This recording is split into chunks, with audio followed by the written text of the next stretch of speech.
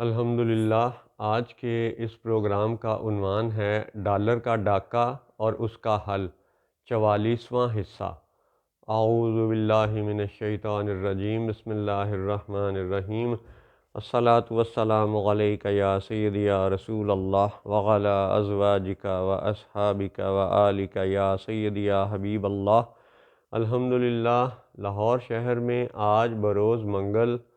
13 رمضان المبارک 1444 ہجری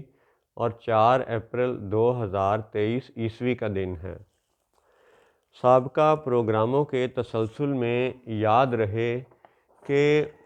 ڈالر کے ڈاکے کا حل ہم لوگ سورۃ الکہف میں سے بیان کر رہے ہیں۔ تو سورۃ الکہف میں 10واں رکوع، اور یاد رہے کہ ہم نے 9-11 سے 10-12 تک انشاءاللہ بات کرنی ہے۔ تو آج کے اس پروگرام میں ہم بات کریں گے اس بچے کی جس کو خضر علیہ السلام نے قتل کیا۔ دوسری بات، پچھلے پروگراموں کے تسلسل میں یہ یاد دہانی بھی رہے کہ آج پوری دنیا جس مصنوعی مہنگائی کا شکار ہے، جس دجل کا شکار ہے، اس کا حل ہے ایک خلافت، جس میں ایک کرنسی 1:1 پیرٹی والی کرنسی سب بنی نوع آدم کے لیے، کہ اگر کوئی خطہ آسٹریلیا میں، ارجنٹین میں، کینیڈا میں، پاکستان میں، بنگلہ دیش میں جو بھی 30 دن محنت کرے، 1 مہینہ محنت کرے، تو اس کو معاوضے کی ادائیگی میں جو پیسہ ملے، جو رقم ملے، جو اس کو سونا یا چاندی یا کاغذی کرنسی یا جو بھی اس کو رقم ملے، وہ ایکول پیرٹی کی ہو، وہ برابری والی ہو، وہ 1:1 والی ہو، وہ دجل والی نہ ہو کہ ایک کی قوت خرید بڑھ گئی اور دوسرے کی کم ہو گئی۔ ایسا نہیں ہوگا، خلافت میں ایسا نہیں ہوگا۔ تو خلافت اور ایک کرنسی یہ آج کی اس دنیا کا حل ہے، اور اسی حل کو تلاش کرتے کرتے ہم آج کے اس پروگرام میں بات کریں گے اس بچے کی جسے خضر علیہ السلام نے قتل کیا تھا۔ سورۃ الکہف آیت نمبر 74 کی اور 80 کی، ان دو کی اس لیے تلاوت کریں گے کہ 74 نمبر میں بچے کے قتل کا ذکر ہے اور 80 نمبر میں اس کی وجہ بیان کی گئی ہے کہ کیوں قتل کیا گیا۔ تو اس لیے ان دونوں آیتوں کو ہم آج تلاوت کریں گے، اور باقی آیتوں کو انشاءاللہ اللہ نے چاہا تو پھر کسی وقت بیان کریں گے۔ اعوذ باللہ من الشیطان الرجیم۔ فانطلقا حتی اذا لقی غلاما فقتلہ قال اقتلت نفسا زکیۃ بغیر نفس لقد جئت شیئا نکرا۔ فانطلقا، جب وہ دونوں چلے، کون؟ یعنی حضرت موسیٰ علیہ السلام اور حضرت خضر علیہ السلام، جب وہ دونوں چلے۔ اب یہ یاد رہے کہ یہ کشتی والے واقعے سے بعد کا دوسرا واقعہ ہے۔ کشتی سے وہ صحیح سلامت اتر آئے، آگے چلے، پھر آگے انہوں نے جا کے حضرت خضر علیہ السلام نے ایک بچے کو قتل کیا، یہ وہ والا واقعہ ہے۔ فانطلقا حتی اذا لقی غلاما فقتلہ، یہاں تک کہ جب ایک لڑکا ملا، اس بندہ نے یعنی خضر علیہ السلام نے اسے قتل کر دیا۔ فقتلہ، یہ لفظ فقتلہ یہ آسان لفظ ہے اردو بولنے والوں کے لیے، فقتل کو سمجھنا آسان ہے۔ پھر آگے کالا، یہاں پہ کالا سے مراد حضرت موسیٰ علیہ السلام ہے۔ انہوں نے کہا اقتلت نفسا، کہ کیا تم نے ایک ستھری جان قتل کر دی؟ زکیہ یعنی ستھری جان، بغیر نفس بے کسی جان کے بدلے، یعنی اس بچے نے کسی دوسرے شخص کو قتل نہیں کیا۔ دوسری بات کہ کوئی گناہ اس کا اس آیت میں بیان نہیں ہوا، بچہ ہے کھیل رہا ہے دوسرے بچوں کے ساتھ، اور حضرت خضر علیہ السلام اس کو دیکھتے ہیں اور اس کو قتل کر دیتے ہیں، اور حضرت موسیٰ علیہ السلام وہ کہتے ہیں قال اقتلت نفسا زکیۃ بغیر نفس، کیا تم نے ایک ستھری جان بے کسی جان کے بدلے قتل کر دی؟ یعنی ابھی اس بچے کا گناہ وارد نہیں ہوا، گناہ اس نے ابھی کیا کوئی نہیں، لیکن حضرت خضر علیہ السلام نے اس کو قتل کر دیا۔ لَقَدْ جِئْتَ شَيْئًا نُقْرًا، بے شک تم نے بہت بری بات کی۔ یہ حضرت موسیٰ علیہ السلام کا بیان ہے جن کی شریعت وہاں پہ قبطی قبیلے کے لیے بھی لاگو تھی اور بنی اسرائیل کے لیے بھی لاگو تھی، کیونکہ اس وقت حضرت موسیٰ علیہ السلام کا زمانہ ہے، اور حضرت خضر علیہ السلام سے ملاقات ان کی اپنی خواہش اور ان کی اپنی دعا کے نتیجے میں ہوئی کہ انہوں نے خود رب کی بارگاہ میں دعا کی کہ یا اللہ کوئی ایسا علم والا ہے تو پھر ملوا دے۔ تو جب ملاقات ہوئی تو پہلا واقعہ بڑا عجیب، کشتی چیرنے والا، دوسرا واقعہ اس سے بھی عجیب کہ ابھی بچے نے گناہ کیا ہی کوئی نہیں، اور کوئی اس نے شرک نہیں کیا، کوئی اس نے ابھی گناہ وارد نہیں ہوا، اور حضرت خضر علیہ السلام اس کو قتل کر دیتے ہیں۔ اب اس میں آپ یہ دیکھیں کہ کہیں بھی قرآن پاک کی کسی بھی آیت میں یہ وضاحت نہیں بیان کی گئی کہ جب حضرت خضر علیہ السلام بچے کو قتل کرتے ہیں اور یہ سارے واقعات ہوتے ہیں تو شریعت کا نفاذ کس کا ہے اس وقت؟ حضرت موسیٰ علیہ السلام کا۔ اس کا مطلب ہے کہ اگر موسیٰ علیہ السلام کی شریعت کا نفاذ ہو اور بچے کو قتل کریں آ کے خضر علیہ السلام، تو اس سے یہ بھی تو ایک نتیجہ اخذ ہوتا ہے کہ جب فتنہ دجال برپا ہوگا اور شریعت نافذ ہوگی محمد الرسول اللہ کی صلی اللہ علیہ وسلم، تو اس المسیح الدجال کو المسیح عیسیٰ بن مریم علیہ السلام آ کے قتل کریں گے، اور حضرت المسیح عیسیٰ بن مریم علیہ السلام کے اس قتل سے شریعت محمدی کے لاگو ہونے پر کوئی اثر نہیں پڑے گا۔ یہ بھی ایک سبق ہے اس واقعے کا۔ چلیں اور آگے بڑھتے ہیں کہ حضرت نے جب حضرت خضر علیہ السلام نے اس چھوٹی عمر والے بچے کو، لڑکپن والی عمر والے بچے کو، اس لڑکے کو قتل کر دیا، اور حضرت موسیٰ علیہ السلام نے کہا کہ یہ آپ نے بری بات کی، پھر آگے جا کے انہوں نے اس کا جواب دیا کہ وہ بچے کو قتل کرنے کی وجہ کیا تھی۔ اب وہ جو وجہ ہے وہ آیت نمبر 80 میں بیان کی گئی ہے۔ وَأَمَّا الْغُلَامُ فَكَانَ أَبَوَاهُ مُؤْمِنِينَ فَخَشِينَا أَن يُرْهِقَهُمَا طُغْيَانًا وَكُفْرًا، اور وہ جو لڑکا تھا اس کے ماں باپ مومن تھے، فَخَشِينَا تو ہمیں ڈر ہوا، أَن يُرْهِقَهُمَا طُغْيَانًا وَكُفْرًا تو ہمیں ڈر ہوا کہ وہ ان کو یعنی اپنے ماں باپ کو سرکشی اور کفر پر چڑھا دے۔ اب یہ صرف فخشینہ ایک ڈر تھا، ایک یعنی کہہ لیں کہ مستقبل کے حوالے سے ایک خوف محسوس ہوا، ایک بات ہوئی، ایک ڈر، ایک کھٹکا، ایک خدشہ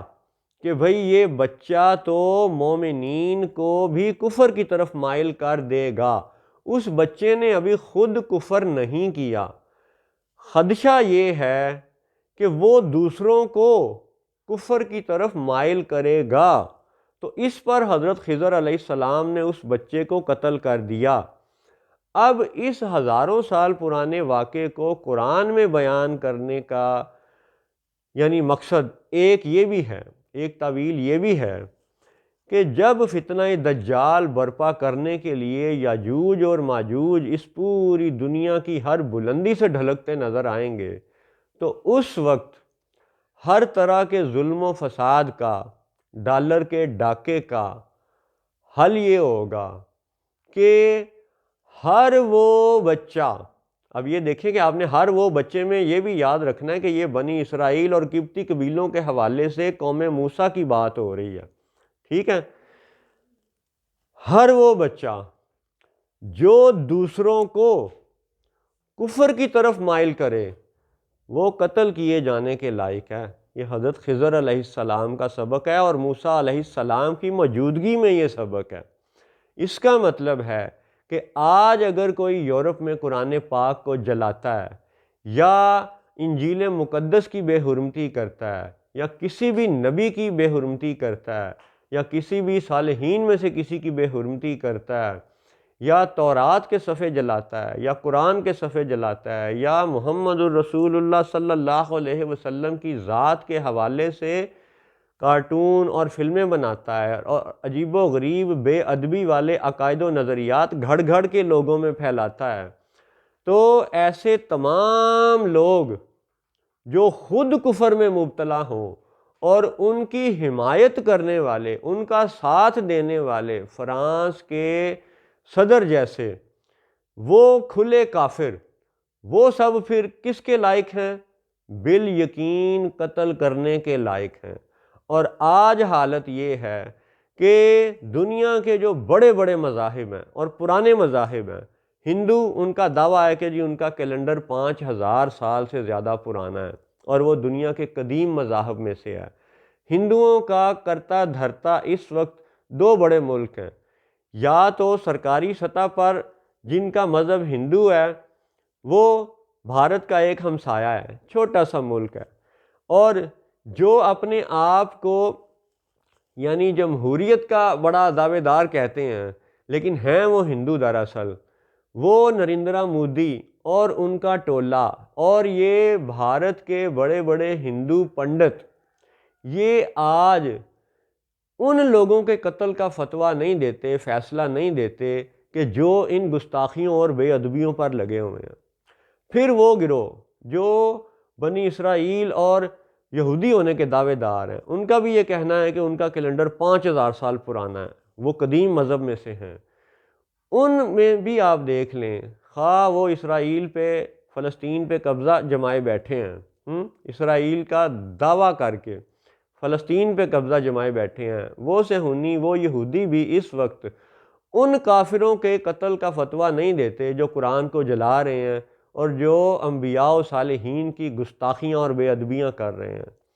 پھر اسی طرح اٹلی میں چلے جائیں، روم کو دیکھ لیں، وہ پوپ جو بنی اسرائیل ہونے کا دعوے دار ہے، وہاں سے بھی، اٹلی کے روم سے بھی یورپ کے بے ادبوں کے خلاف قتل کا فتویٰ نہیں آ رہا، حالانکہ موسیٰ علیہ السلام کے سامنے خضر علیہ السلام نے اس بچے کو قتل کیا جس نے ابھی خود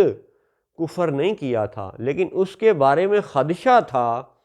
فخشینا، خدشہ تھا کہ یہ دوسروں کو کفر کی طرف مائل کرے گا، اور جس نے ابھی کفر نہیں کیا، خدشہ ہے کہ وہ دوسروں کو کفر کی طرف مائل کرے گا، تو خضر علیہ السلام اس کو قتل کرتے ہیں، موسیٰ علیہ السلام کے سامنے قتل کرتے ہیں۔ تو آج یہ فلسطین پہ قابض گروہ ان بے ادبوں کے خلاف کوئی فتویٰ نہیں دے رہا، اٹلی کے روم والے ان بے ادبوں کے خلاف کوئی فتویٰ فیصلہ نہیں دے رہے، اور یہ پرانا مذہب ہندو ان یورپی بے ادبوں کے خلاف کوئی فتویٰ فیصلہ نہیں دے رہے، اور سب سے زیادہ جن سے گلہ ہے وہ مکہ کے حاکموں سے ہے کہ وہ اسلام کا لبادہ اوڑھے ہوئے ہیں، قرآن کو سب سے زیادہ سمجھنے کے دعوے دار ہیں وہ، اور وہ بھی خضر علیہ السلام کے اس قتل کے مطابق یورپ کے ان بے ادبوں کو قتل کرنے کا فتویٰ نہیں دے رہے۔ اس لیے سب سے زیادہ گلہ، سب سے زیادہ شکوہ ہمیں مکہ کے حاکموں سے ہے، ابن عبد الوہاب نجدی کے پیروکاروں سے ہے، آل سعود سے ہے، کہ جنہیں اللہ نے مکہ کا حاکم بنایا وہ سب سے زیادہ گناہ گار ہے۔ قرآن سے بے وفائی کرنے والا ٹولہ قادیانیوں سے زیادہ یہ آل سعود ہے، کیونکہ قادیانیوں کو مکہ کی حکومت نہیں ملی۔ یہ اللہ کی شان ہے کہ فرعون کو دنیاوی حکومت ملتی ہے، موسیٰ کو نہیں ملتی۔ یہ پھر بعد کے حالات و واقعات ہوتے ہیں کہ جب وہ اہل حق ابھر کے سامنے آتے ہیں، تو انشاءاللہ آج بھی ایسے ہی ہوگا کہ بے شک مکہ آل سعود کے قبضے میں ہے، لیکن جلد انشاءاللہ یہ اہل سنت و جماعت کے پاس آئے گا اور بالیقین آئے گا۔ اور آج وہ جو ختم نبوت کے منکر، کہیں وہ فلسطین پہ قبضہ کیے بیٹھے ہیں، کہیں وہ روم پہ قبضہ کیے بیٹھے ہیں، کہیں وہ مکہ پہ قبضہ کیے بیٹھے ہیں، اور اندر اندر سے یہ خوش ہو رہے ہیں کہ ہم نے تو دنیا کو بے وقوف بنا لیا، فساد میں مبتلا کر دیا۔ لیکن ان سب کو یہ یاد دہانی کرواتے چلیں کہ اسلام کی تو اللہ نے یہ شان رکھی ہے کہ شروع سے ابتدا سے مکہ کن کے قبضے میں رہا؟ ان کافروں کے قبضے میں رہا جنہوں نے رسول اللہ کو ہجرت پر مجبور کیا، رسول اللہ کے قتل کی سازش تیار کی، اور حضور صلی اللہ علیہ وسلم مدینہ شریف چلے گئے، اور پھر فتح مکہ کے باوجود حضور صلی اللہ علیہ وسلم نے مکہ کو اپنا مرکز نہ بنایا، مدینہ کو اپنا مرکز بنایا۔ اس لیے آج جو ختم نبوت کے منکر، خواہ وہ فلسطین پہ قابض ہوں، خواہ وہ مکہ پہ قابض ہوں، خواہ وہ روم پہ قابض ہوں، ان سب کے لیے یہ خبر ہے، خبردار کر رہے ہیں، انہیں بتا رہے ہیں کہ اسلام تو تب سے ترقی کر رہا ہے جب سے مکہ پہ کافروں کا قبضہ تھا اور حضور نے ہجرت کر لی تھی، اور اسی نسبت سے، اسی ہجرت کی نسبت سے آج 1444 ہجری ہے۔ ہر واقعہ تا قیامت اب ہم ہجرت کی نسبت سے شمار کرتے ہیں، اور اسلام پھر بھی ترقی کرتا رہا ہے اور کرتا رہے گا۔ تم چاہے دنیا کے سارے اداروں پر قبضہ کر لو، لیکن یہ اللہ کی شان ہے کہ وہ ہاتھیوں کے مقابلے میں ابابیل سے کام لیتا ہے، وہ گورنر سلمان تاثیر کے مقابلے میں ممتاز قادری سے کام لیتا ہے۔ یہ اللہ کی شان ہے، اور اب بھی ایسے ہی ہوگا کہ محمد الرسول اللہ صلی اللہ علیہ وسلم کی شریعت لاگو ہوگی، لاگو رہے گی، اور المسیح عیسیٰ بن مریم علیہ السلام آ کر کے المسیح الدجال کو قتل کریں گے۔ بالکل ایسے ہی کریں گے جیسے موسیٰ علیہ السلام کے سامنے خضر علیہ السلام نے اس بچے کو قتل کیا۔ یہاں تک کی گفتگو کا خلاصہ یہ ہے کہ جس بچے نے ابھی خود کفر نہیں کیا، شرک نہیں کیا، جس کے بارے میں خدشہ تھا کہ وہ دوسروں کو کفر پر چڑھاوے گا، اس خدشے پہ حضرت خضر نے اس کو قتل کر دیا۔ اور جن کا کفر کھلے طور پر ثابت ہے، یہ ڈنمارک والے، یہ ہالینڈ والے، یہ یورپ کے دوسرے تیسرے ہیں، یہ کھلے کافر، اور ان کی سب سے زیادہ کھلی حمایت کرنے والا فرانس کا صدر میکرون کھلا کافر، اس کے ساتھ جفیاں ڈالنے والے، دوستیاں کرنے والے یہ آل سعود، اس کے ساتھ جفیاں ڈالنے والے، دوستی کرنے والے یہ Pakistani Shehbaz Sharif, P D M and company, یہ سب اللہ و رسول کے مجرم ہیں۔ اور ان کو تو یہ بھی احساس نہیں ہے کہ قرآن میں تو خضر علیہ السلام اس بچے کو قتل کرتے ہیں جس کے بارے میں ابھی صرف خدشہ تھا،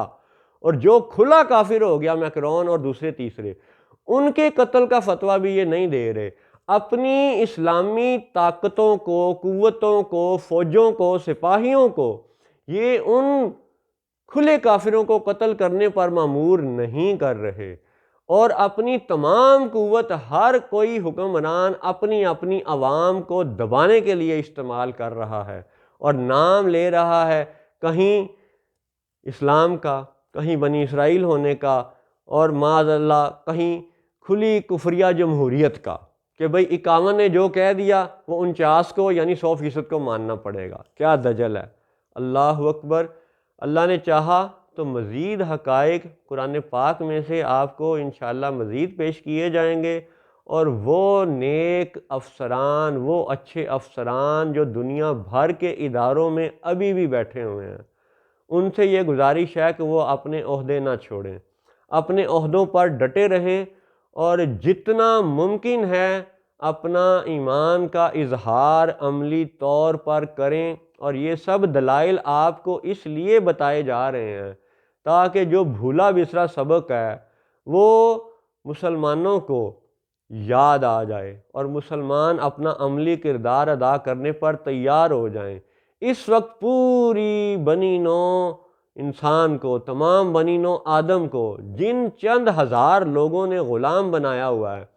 انہیں ہمارے اداروں کے اعلیٰ افسران آج بھی قابو کر سکتے ہیں۔ اس کا حل موجود ہے۔ ضروری نہیں ہے کہ ان سب کو ہم قتل ہی کریں۔ ان چند کو پکڑ کے آپ کہہ دیں کہ جناب آپ بیٹھیں، آپ کھائیں پئیں، موج کریں، آپ کچھ بھی نہ کریں، آپ آرام سے بیٹھیں، جتنی آپ کو تنخواہ کام کر کے مل رہی تھی ہم کام کیے بغیر آپ کو اتنی تنخواہ دے دیں گے، اور بس آپ آرام سے بیٹھ جائیں، انتظام اچھے افسران چلائیں، تو آج بھی بنی نو آدم کی حقیقی آزادی ایک خلافت اور ایک کرنسی کی صورت میں ممکن ہے۔ السلام علیکم ورحمۃ اللہ وبرکاتہ۔